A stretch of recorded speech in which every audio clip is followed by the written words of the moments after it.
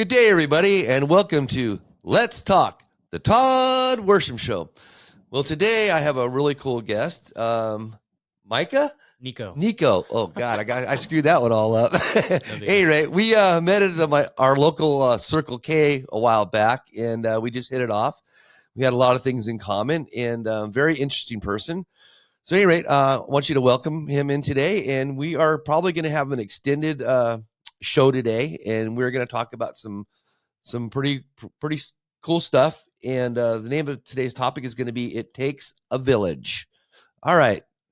So you and I were talking on the phone last night, and we were talking about how the different generations raise their children and how kind of crazy the world's going today. So let's just kind of talk about what we were. Yeah. So what I was explaining to you, or trying to deep dive into, was I think you had brought up the educational system in the U.S. doesn't measure, or how's it ranking in the world, and I brought up the fact that, well, I don't know about the ranking system as far as like the intellectual subjects, as far as the measurements of biology and mathematics and English and history and all these things that we're used to, that we're accustomed to, that they teach in school, correct? And I had brought up the fact that, well, why aren't they teaching emotional intelligence and regulations in schools?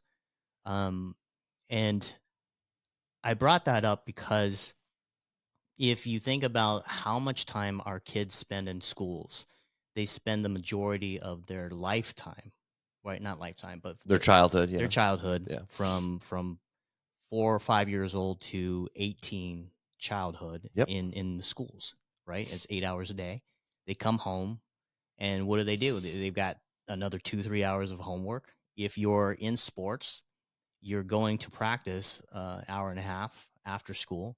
Then you're coming home. Let's say your school is done academically at 3. Your sports goes to 4, 5 o'clock. You get home. You got homework from 6 to 7. You have dinner. Where's your family time? How much emotional regulation can parents have over their children when they're spending 16 hours a day at school? And the flip side of that is it's not up to the schools to raise, to manage and raise your children. emotionally. Yep. But I think in a fair way to look at it, and that's why you came up with the title "It Takes a Village," because it does take a village. It is up to the parents to help their children process their emotional intelligence, but it's also helpful that school systems has some type of program or curriculum that fosters that as well. So I agree with that. And I know that, so I'm a baby boomer. I know that when I grew up in my community, my whole neighborhood that I grew up with was completely interactive with everyone, including the schools. Other parents were interactive with other parents in the neighborhood. We kept close watch of what our schools did. We also gave the authorization of our neighbors to discipline each other's children if needed. And we all worked together. So it kind of goes to that, where we, as a community, the village, we all took care of the children in our community to make sure that they were raised, what we thought or felt was proper, and to give them discipline, give them direction, give them emotional support, and help them to better interact with society as a whole. Yeah. I think back in the baby boomer age, you didn't have distractions, right? No, right? we were outside kids. We in fact, if you came home and you were sitting in a house, you'd get kicked out. Right. So going outside was where the world was for a kid. That's where you learned. But at the same time, again, you didn't have these distractions where you're isolated in your room and you think this is your community, because this is not. Right. This is not your community. This is you in your room as a kid at 12, and that's your world. This becomes your more of a blessing and a curse, or a curse than a blessing. than it is anything else, because your parents aren't regulating this. So And it's not being regulated from the source no. because you don't know what type of information that your children are getting, and it could be totally against all your views and your values, and it could be, I hate to use this word, but it could be disinformation or misinformation or detrimental information. So, but I see it as a two-edged sword. I mean, I agree with all that you've said, Mm-hmm. and I firmly believe in that. But I also know that it can be used as a tool, a really good tool for education and learning. So, I think this is just my opinion, but I think we need to come up with that happy medium or that balance where we, as a community, a village, restrict and regulate what our children intake and how they intake it, so that the technology of today's social media and all that stuff is productive and not destructive. Yeah, I completely agree. But how do you do that? I've thought about this, and we have this thing called the Constitution. So your First Amendment rights, and I'm not sure if that really applies to children. I know it applies to adults, but children are kind of like that little gray area. So I think as adults, it's our responsibility as a village, as a community, to make sure that we're inputting. I'll give you a really good example: TikTok. Mm-hmm. So TikTok, everybody knows, is a Chinese company. Okay, so in China, where TikTok is put out in the country of China, they're only allowed to watch it so many minutes a day. And everything that's on TikTok in China is either science based and mathematical based, or it's history based. So everything on TikTok in China is a learning experience. It's information. It's helping these people to be smarter, to be more intelligent, and to have discipline and all that stuff. We're here as in America, and I would say because of the First Amendment, we don't regulate anything for our children, and our children get bombarded with all these crazy different messages telling our children all kinds of things, and then we sit here and we wonder why they're confused. So my suggestion or my input on that would be to do the right thing, be a parent, and I hate to say this, with laws or whatever, but there should be some type of regulation for the input of children and the information that they're getting. And we as adults should be giving those children information to help them expand and grow in a positive way. So maybe you don't give a kid a phone at 5 years old. I would think that would be a good start. Maybe you don't give a kid a phone at 10 years old. Yeah, and the problem with today's world is, and I don't know if I really want to get on this part of the conversation, but the problem is our economics in our country are so screwed up that it takes two parents to That have to be on the same page of raising a child, right? They have to be on the same agenda. yes, but not only that, but back in my generation, it didn't take two parents to run the household. Mm, So one parent could be home, right? um, parenting the child and teaching the child. Whereas today, both parents are outside of the house because it takes two incomes just to support a family. Sure. And in my opinion, that's where the breakdown happens, because children need two parents and they need help from every Mm-hmm. angle and from all around them. They need constant positive creativity Right. input. They got to have that. And with both parents out of the house, society is teaching our children, which is completely Right. messed up. Yeah. It's not this should not be teaching our children. But that's what's happening. Yes. That's And what's then, happening because the parents don't have the attention span when they come home from a 12-hour workday and they're trying to make ends meet. And how are they trying to deal with their child after picking them up from daycare or whatever? so I think this leads into the transgenderism. I think this leads into the emotional state that children are in today. how they can't deal with emotions and they can't deal with reality. Right. Nobody's showing them how to process, Right. and nobody's giving them the tools to be able to process, Because we're too busy. because we're trying to figure out our So here's own the new lives. babysitter. Right. Exactly. That's it. And that it's wrong. It's just flat out wrong. And you know, have you ever hired a babysitter? Yeah. Like, and when you leave the house, do you feel comfortable if you know that person, or let's say you don't know that person and you were recommended that Susie Q down the street was the best babysitter in the world, and you just went off of your 3 neighbors that have hired her in the past? Are you comfortable leaving your children? If I had neighbors that gave good reviews, yes, I think so, because Right. she would have a proven record Right. Well, already. nobody's recommending your Yeah. phone, right? And there's to no babysit. and as far as I'm concerned, the proven record of this: Mhm. suicide, Yes. depression, transgenderness, Absolutely. confusion. The child's brain doesn't know how to process all this stuff. You know, your frontal vortex, right? Yeah. Or however you say it is. Sorry, It's not developed. it's not developed till you're 27, Yeah. 27, 26 or 27. And we're giving these kids drugs, right. Adderall.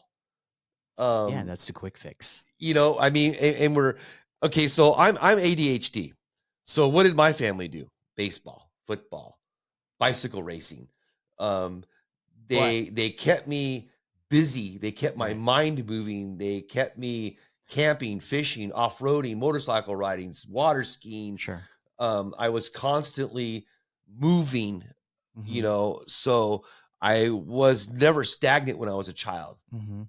I was always going 100 miles an hour. Well, the fact that your parents put you into sports was the best thing in the world. Yeah, I Because agree. what did you learn from sports? You learned how to achieve as a team sport, right? You learned how to regulate your emotions with the team when you guys lost or when you had a victory.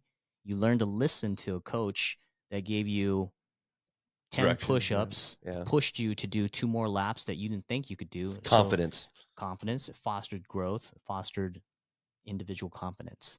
So I think sports is So something that everybody should- you may not agree with me on this, but I love the system Israel has where every male adult does 2 years in the military. I completely agree with that. And They do that in Thailand. I'm from Thailand.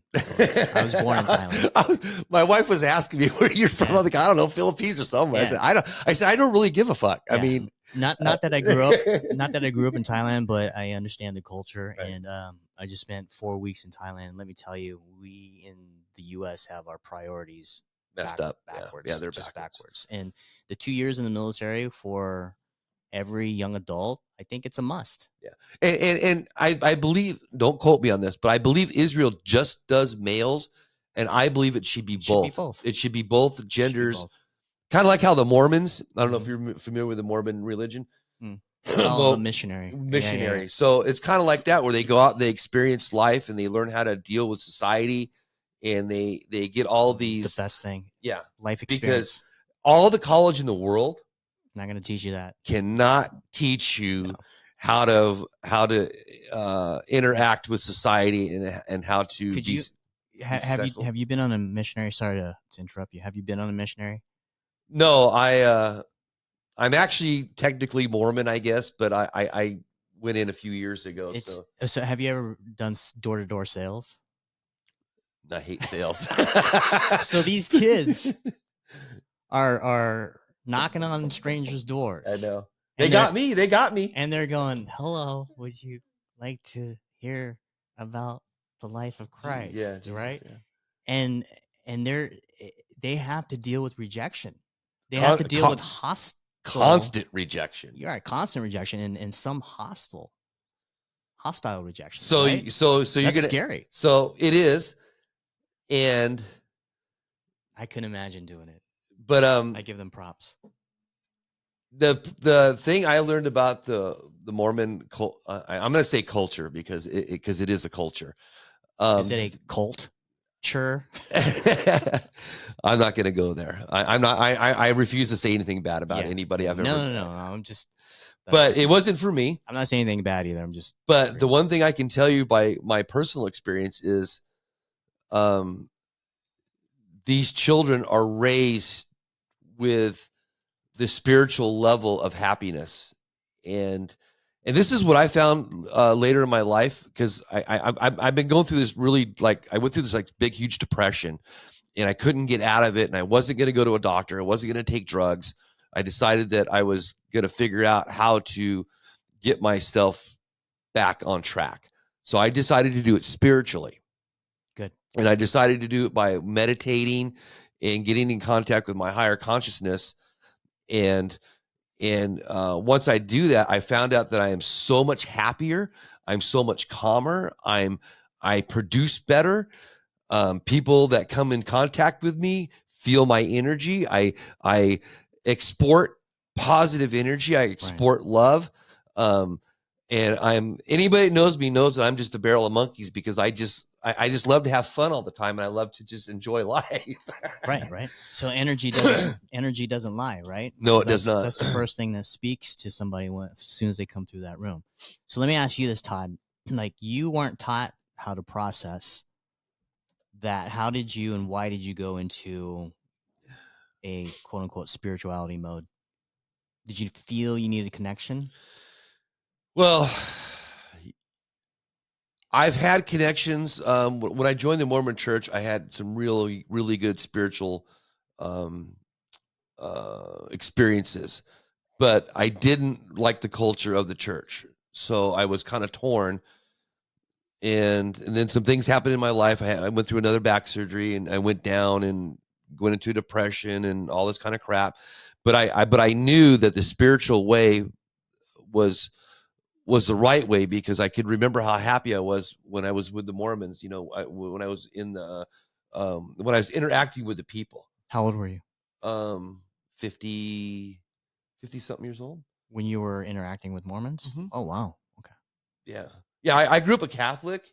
Okay. And couldn't stand it, because every time I questioned anything, they just don't ask questions. You just do what we tell you to do. Whereas the Mormon, I hate to use the word religion, but the Mormon religion teaches you to question everything.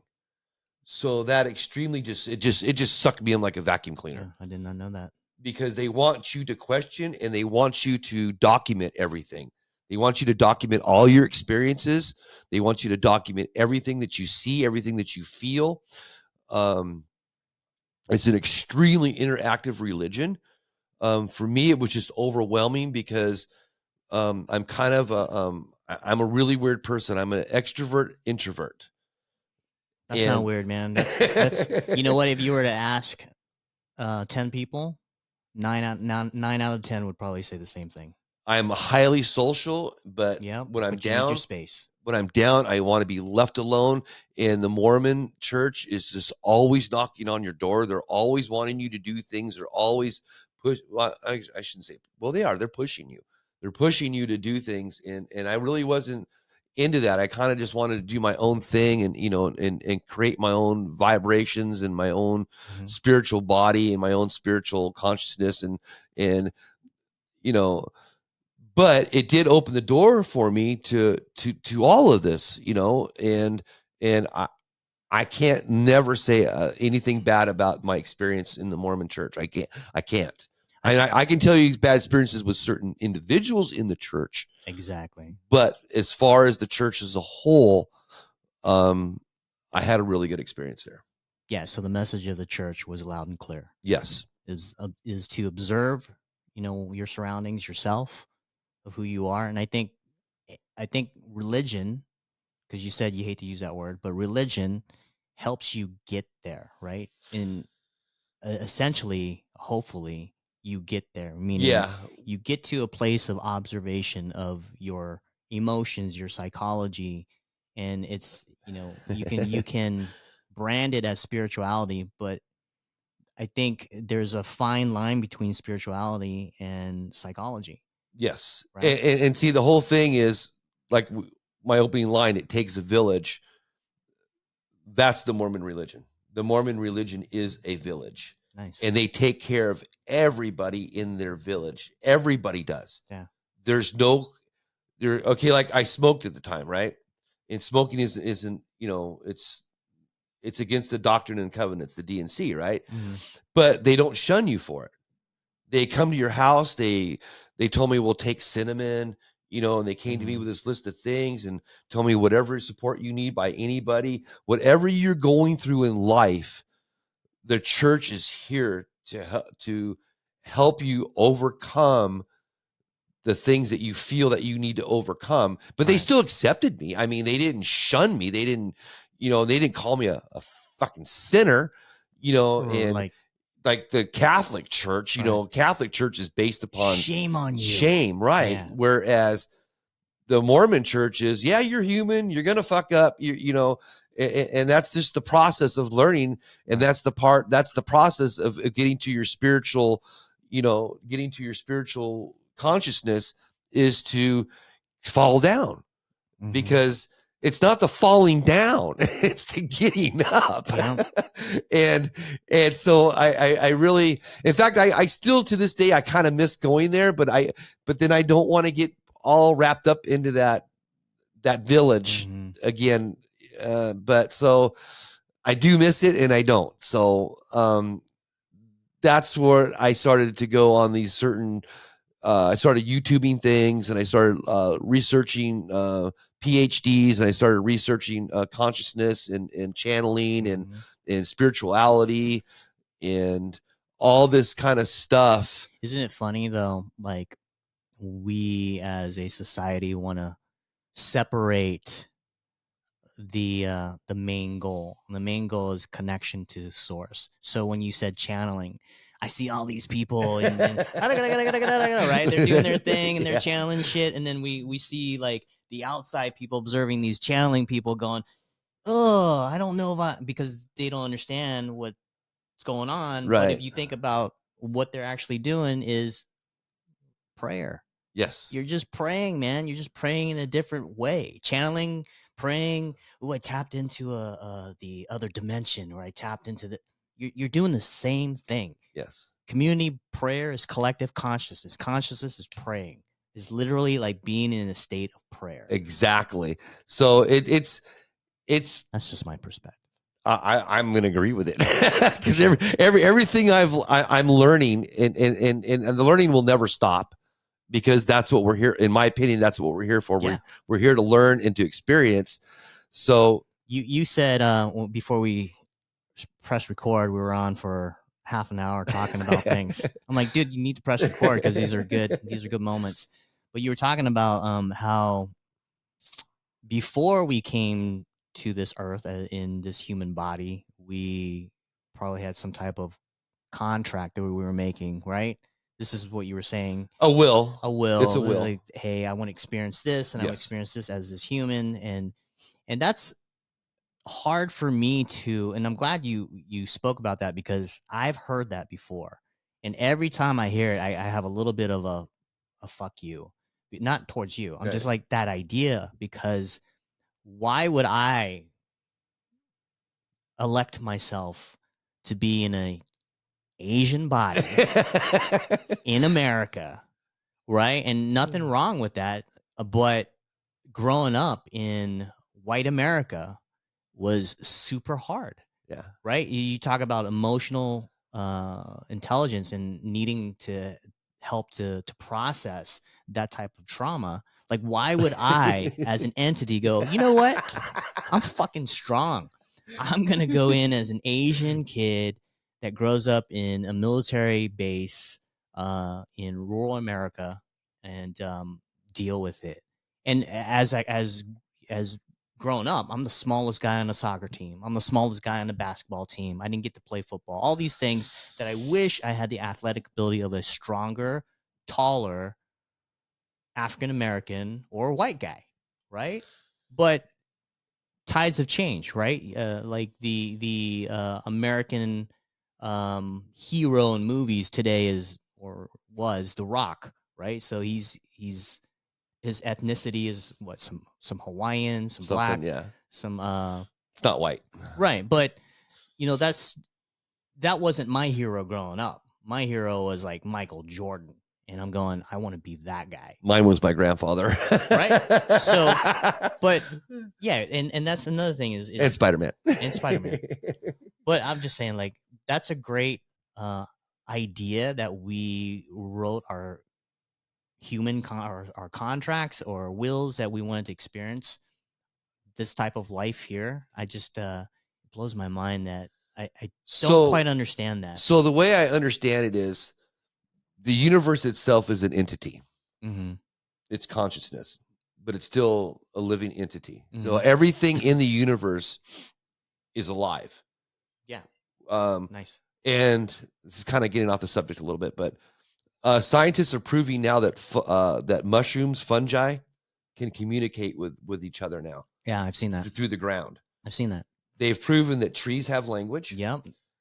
I don't want to interrupt you. Have you seen? I don't want to say TikTok, but have you seen the TikToks where this guy goes and he records the songs of trees and the songs of mushrooms, and they're like beautiful harmonies. Have you? Yeah.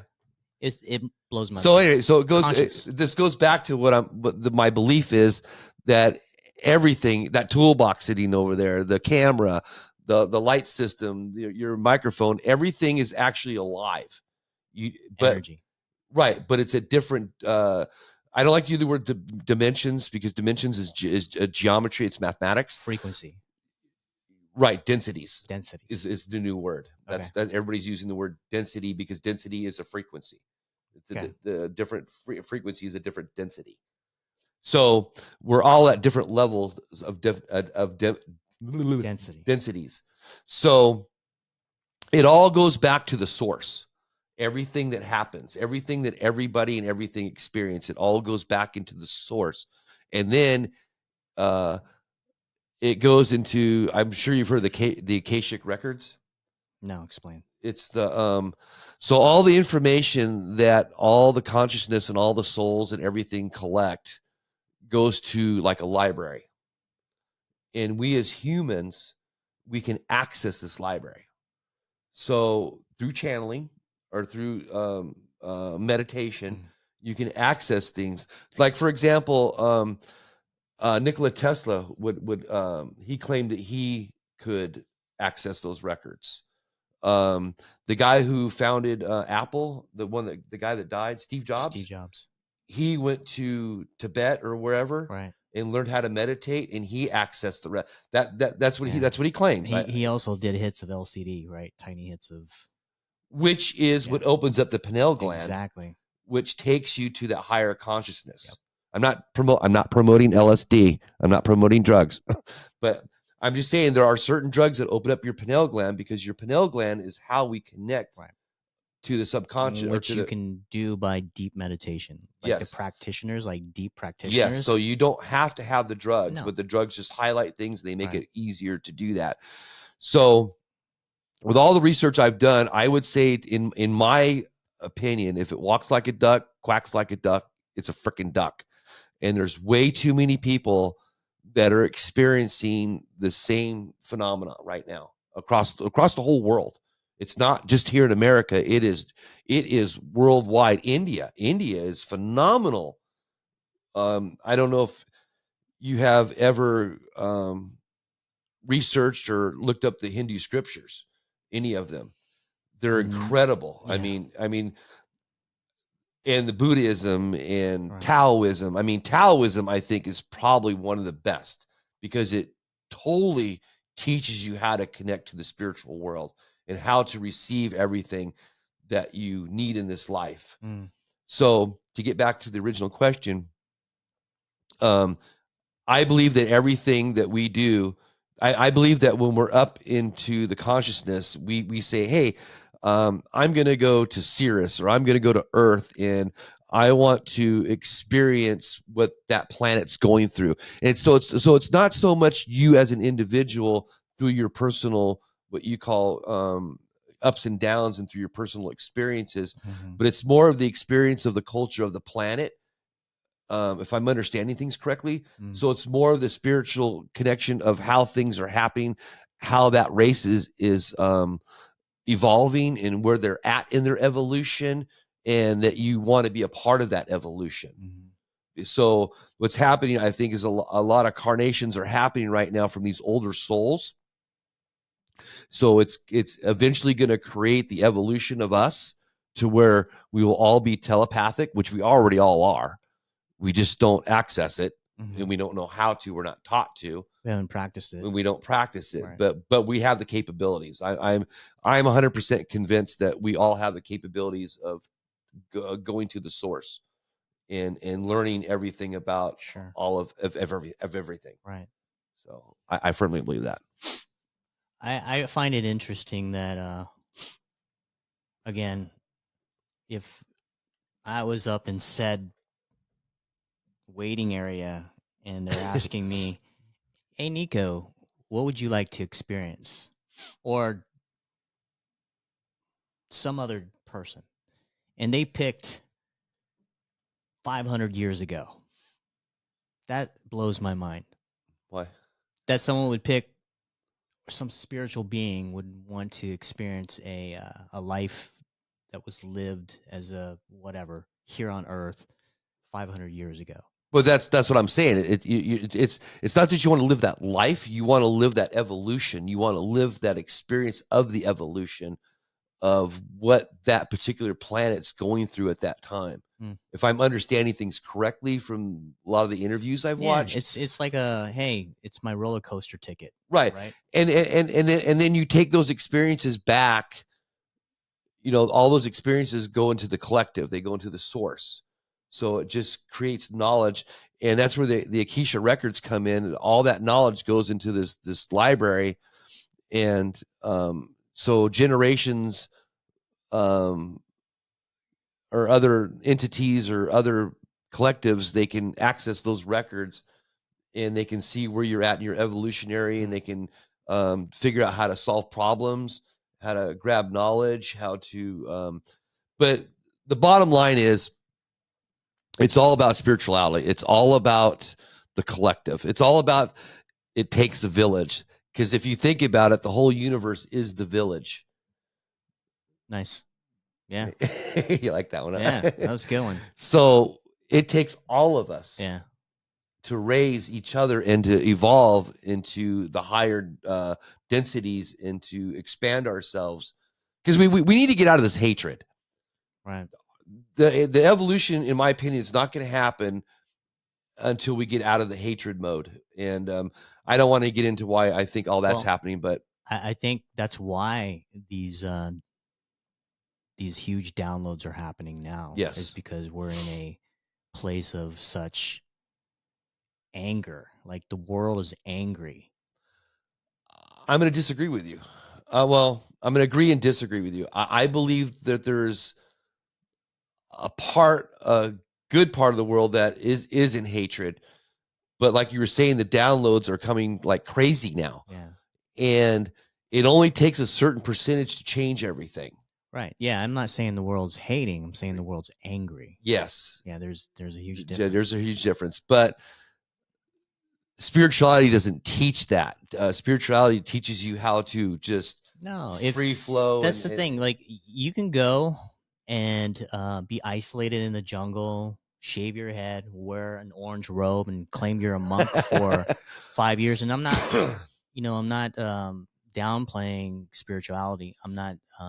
Hopefully, I'm not offending, that practice. But the practice of being isolated in a, non-village, non-community, I think has its place. Like you can go and find you and observe and be one with nature and quote unquote be connected to the source. Yes. Waterfalls, listening to crickets and praying all day. However, that experience, when you take that into society, is completely 180 because now you have to deal with that personality and that guy and this person that just cut you off. And why didn't you get your food? And you still have to be humble and you still have to be in peace. But internally you're trying to process all these emotions going, well, the jungle didn't teach me that. The jungle taught me peace and solitude. So I'm going to kind of go off in a different direction on this because this is why I think this is happening. Excuse me. when you're in the jungle, when you're in the peace, you're in nature, and your electrical field in your body is in tune. When you get in the city, you're doused with EMFs. You're doused with all this electrical impulses.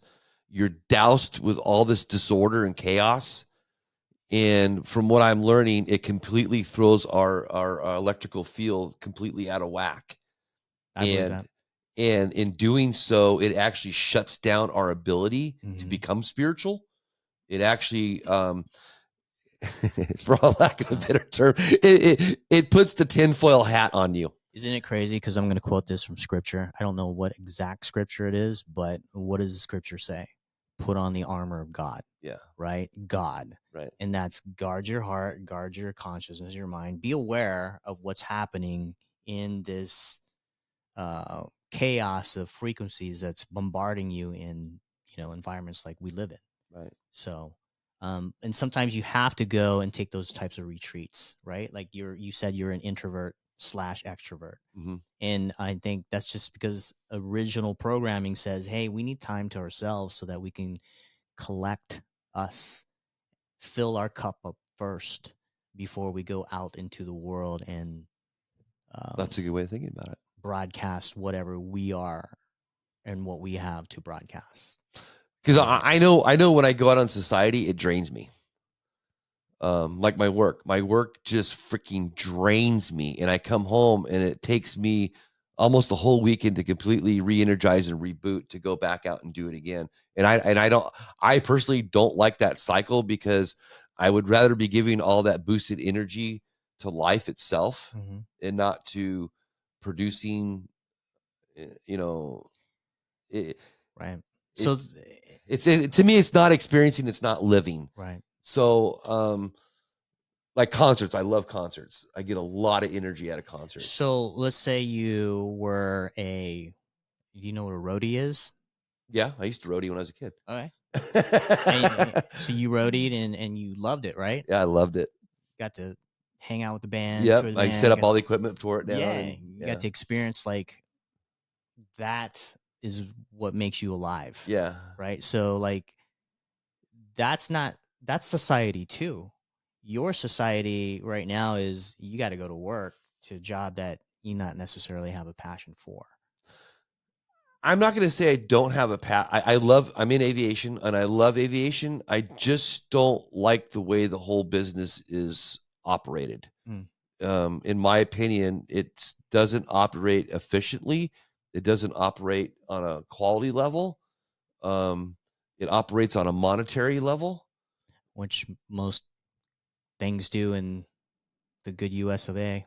and Right. So, and in my opinion, is because it does that, we lose quality, we lose structure, we lose everything. In my that's just my personal opinion. When I'm supervisor or manager or whatever, I don't manage on a monetary level. I monetary on a more of a spiritual, more of a empowerment level. That's my favorite thing to do, is empower people, give people confidence, and help teach them to be proud of themselves, not prideful, but also be humble. yeah, you're a natural leader. Yeah, I am. Yeah. I hate it. So let's. I do. I hate it. We need more of you guys out there. I don't choose it. I really don't. Well, that's why you started this podcast. You what felt probably impelled to have some type of platform to put your voice out there, and why not? Everybody else is doing their version, their opinions, and their takes. But honestly, you're a natural leader, man. Thank you. My country's going to shit. That's why I started this podcast, because I don't want to be political, because it's not politics. It's like what we started out. It takes a village, and our village is burned down. It's destroyed, and we need to get back to the village, and we need to start. We need to revamp our whole political system. We need to revamp. Now, I love the Constitution, and I believe in it, and I believe it was given to us by God. I honestly, firmly believe that it was given to us from a spiritual level. I really honestly do. But like what man does, man has destroyed it, has regurgitated it, and turned it into garbage instead of abiding by the laws and the rules. By doing that, we've tore down our country. Yeah, you had mentioned I wanted to look up this book that I read, and I wanted to bring up the author. Have you ever read Conversations with God No, I have not. by Donald Walsh? No. You should definitely read that. I think the first book is authentic, super real. You can feel the energy from reading this book. But I encourage you, we should please read the book and we'll talk about it because you'll be, yeah, this document was ordained, downloaded, given, blessed, whatever, used the words from the spiritual from side. that Spirit, realm. yeah. Because you had mentioned the Constitution was, and that's what popped in my head because Yeah. that's what I can relate to. Well, see, it's kind of like the Mormon religion. Everybody says that. I can't remember the guy's name. The guy who founded the religion, Joseph Smith, I think his name is. Crazy story. But at any rate, so the church teaches you that he saw God or saw Jesus or whatever, right? But that's not true. When you go back and you read the archives and you read the history, what he said was an entity came to him. Not God. Yeah. Not Jesus, but an entity. Right. Angel, whatever. Whatever. But he did not state the word God. Mm-hmm. That's historically factual. So those were like kind of the little things about the religion that were kind of upsetting me because they're a spiritual culture, but yet they weren't acknowledging that he started it actually through spiritual, and they. Yeah, that's a rabbit hole conversation, man. Because that's I can start like, well, that's the same thing as the Bible, right? So, well, see, the Bible's got me all screwed up because because that's what I'm saying. This is a rabbit hole conversation. We can prove that almost all the things that are documented in the Bible happened. But then people don't believe that the Nephilims were giants. And I'm like, well, wait a minute. So you're nitpicking what you believe, what you don't believe. That we had giant people, the Anunnaki, on this planet. It's documented in the Bible. We found the bones. There's thousands and thousands of bones of people that are 7 foot or taller all over the world. So we know the Nephilims existed. And they were giants. So David and Goliath. Right. I mean, oh my God. I mean, there's so many interpretations of said Bible. I know. Right. I know. Okay.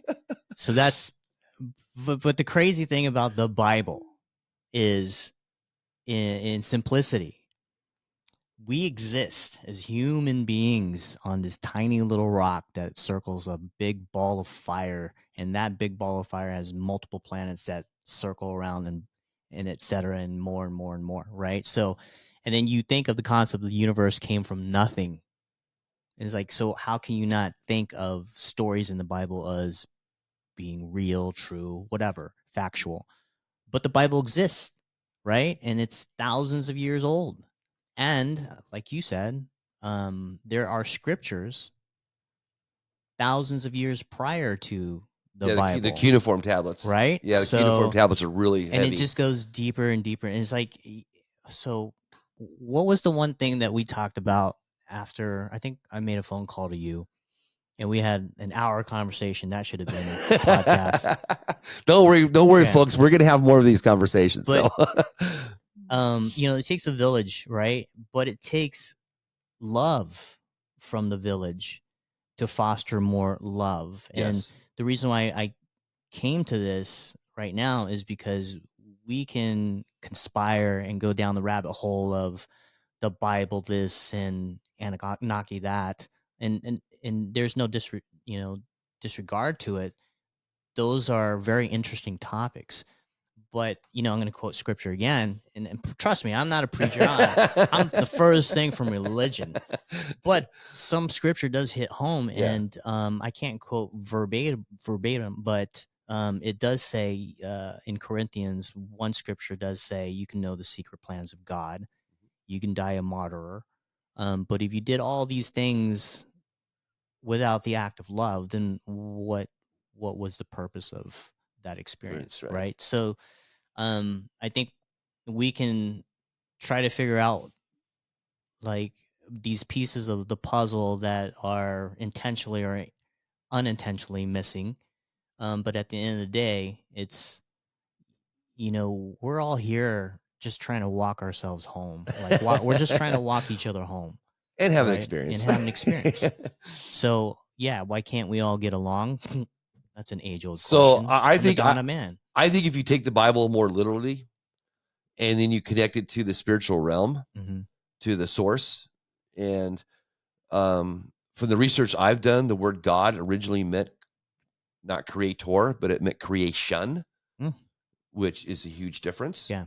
And I found myself, if I attach the Bible to the word creation, then it makes Gives way you more sense. gives you peace. Right? Yeah, it just because then that tells me that everything came from the original creation, and that the creation gave Moses these things, and Noah, and helped the evolution of the people, and then and then I hate to say this, but by nature, man is horrible in a lot of ways. I mean, we are by nature, we like to destroy things, and it's I don't know how we're gonna get out of that, but Well, I think I I think we like to build and create as well. yes. So there's when we talked about this, I think a little bit at the gas station.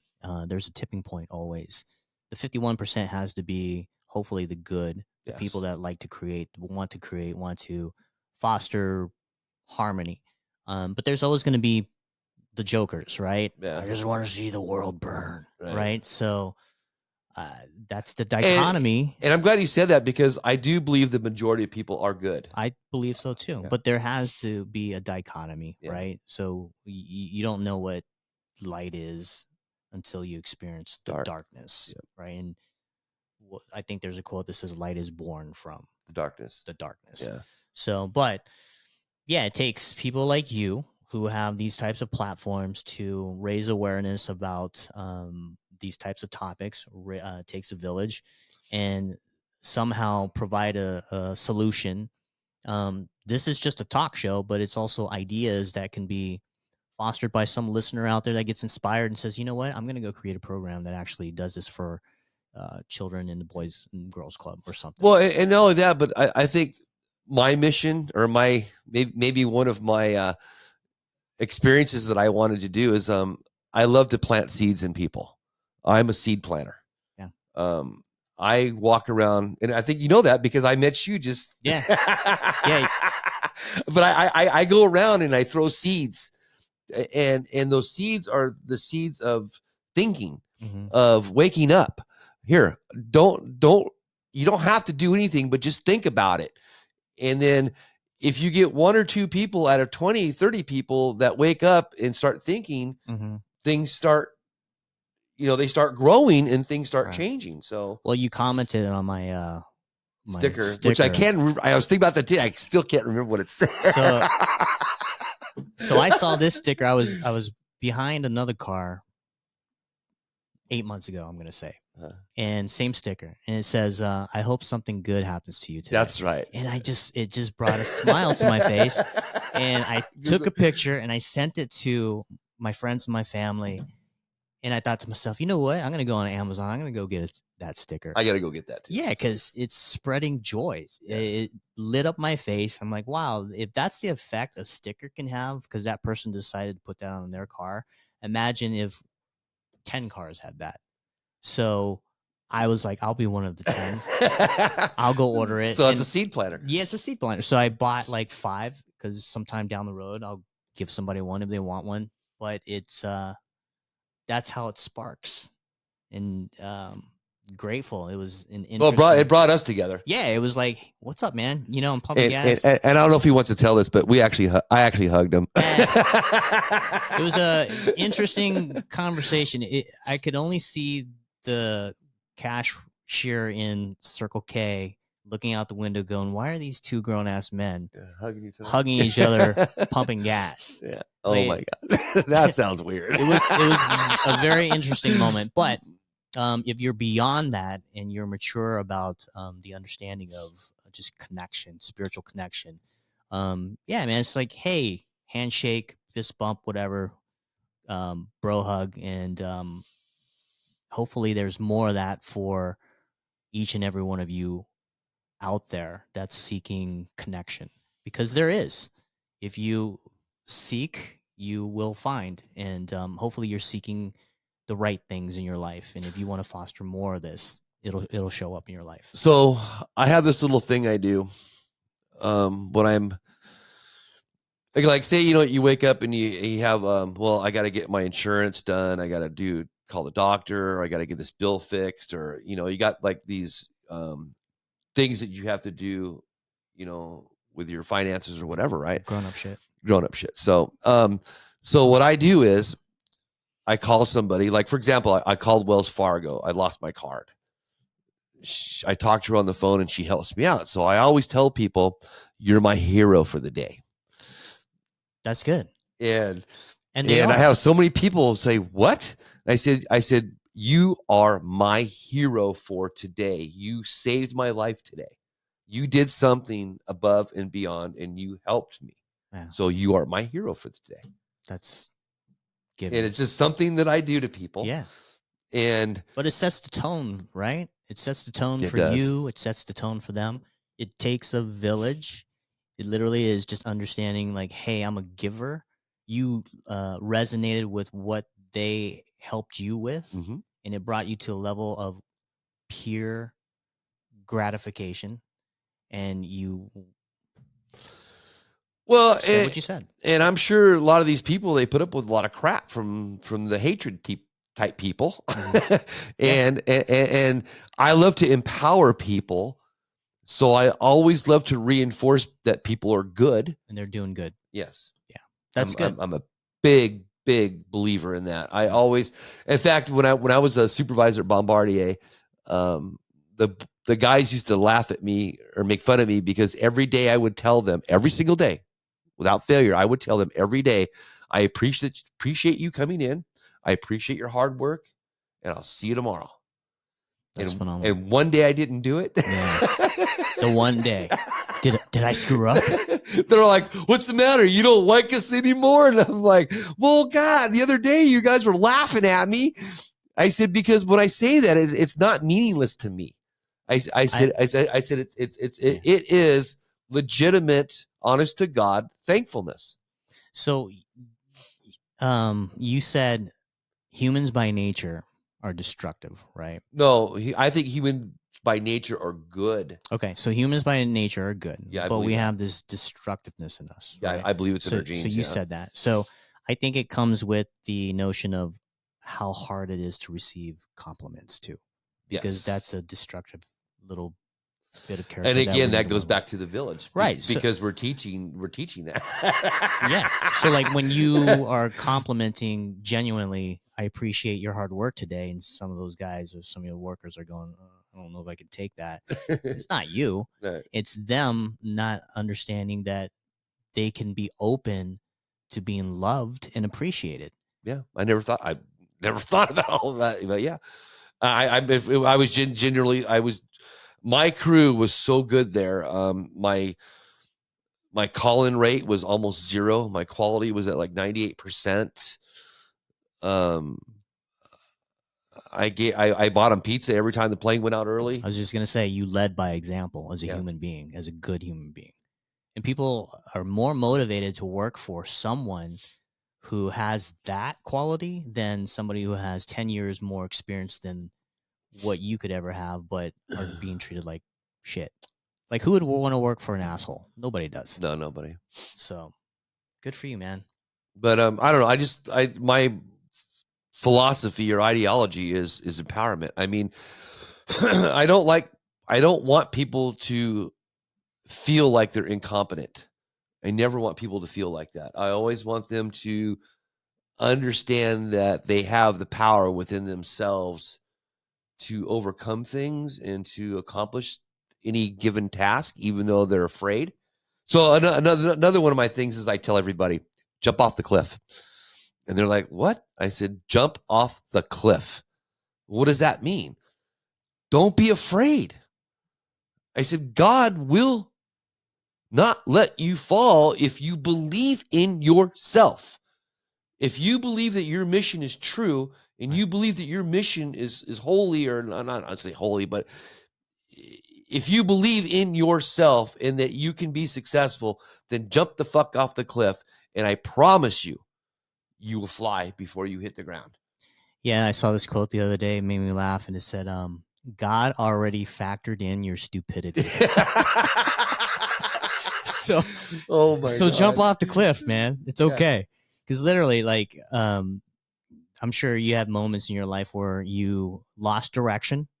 Mhm. Like, Oh yeah, multiple times. yeah, and you didn't know you're at crossroads, and millions of people experience crossroads every single day. Yep. But at the end of the day, if you look 5 years into the past when you were at that crossroad, where are you today? Even though you didn't know, you're exactly where you hope to be, kinda, right? But you're in a better spot, hopefully. And even if you aren't, I know you have a knowing, and it's called faith, that you'll get there. Yeah. Well, it's like this podcast. I'll be real honest with you. I had all this equipment for a year. It It's just nice equipment. it just sat there. Yeah. And now And you're putting it forward. and I'm sitting here thinking, what the fuck's the matter with you? You're telling everybody to jump off the cliff, and you're up on the top of the cliff in a safety harness, Nice. strapped down to the ground. You need to start practicing what you preach, because I've jumped off the cliff. People who know me, I'm a cliff jumper. Doesn't mean I'm a adrenaline junkie. No. It means that You're I not- love to take chances, and I love to overcome things in my life. Yeah. I thrive for it. You're not a thrill seeker. You're an adventurer. Right. Yeah. That's the same thing with traveling. Yes. I love traveling. I told myself for years, I'm going to go to Thailand. I'm going to go to Thailand, the country I was born in. And I haven't been back in years, and since I was a kid. So, but this goes on for 2 years, 5 years, 8 years, 10 years, and I never go. And just, I think you as an individual, hopefully, I know that I do. I get to the point where I'm sick of talking, Yeah. and I got to take action. And the other side of this is there's a reason why things get placed on hold. And it could be your fear of just diving in and going. It's usually the fear of failure. That's Right. 90% The fear of of the time. whatever. But Yeah, it's usually the failure. enchantment of the charm that you experience of just taking that dive is priceless. It is. It's priceless. You'll have a spiritual connection, awakening, call it what you want, but you'll have a renewal sense in your life if you just go do it. You will.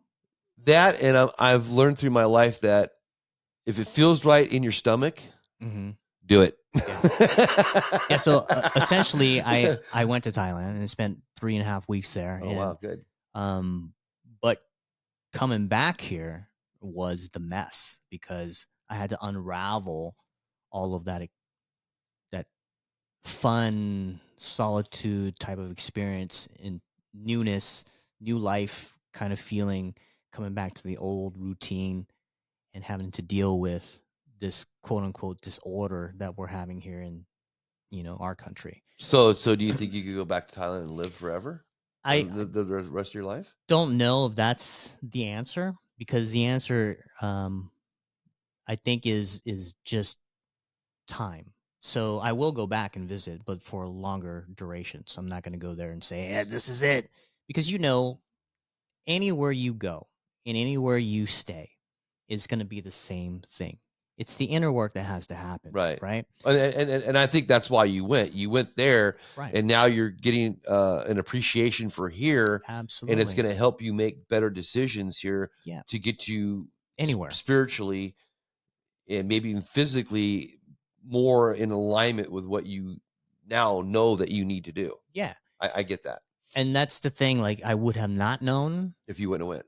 If I hadn't said I gotta go. I gotta do this. So jump off the cliff is Yeah. So thing. my thing is Egypt. I've Yeah. been wanting to go to Egypt and touch Yeah. the Go, man. go touch the pyramids for years. And Have you read The Alchemist?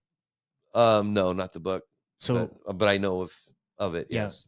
I'm gonna let you borrow the book because that's another discussion we will have. But there's a character in The Alchemist that, like you, wished to go see the pyramids, and he's called the shop owner, Uh-huh. and he ends up staying, taking care of the shop because his life gets comfortable and he gets into the routine of things, and he lets fear of traveling across the desert to experience the magic of The being in pyramid. that place, the pyramids.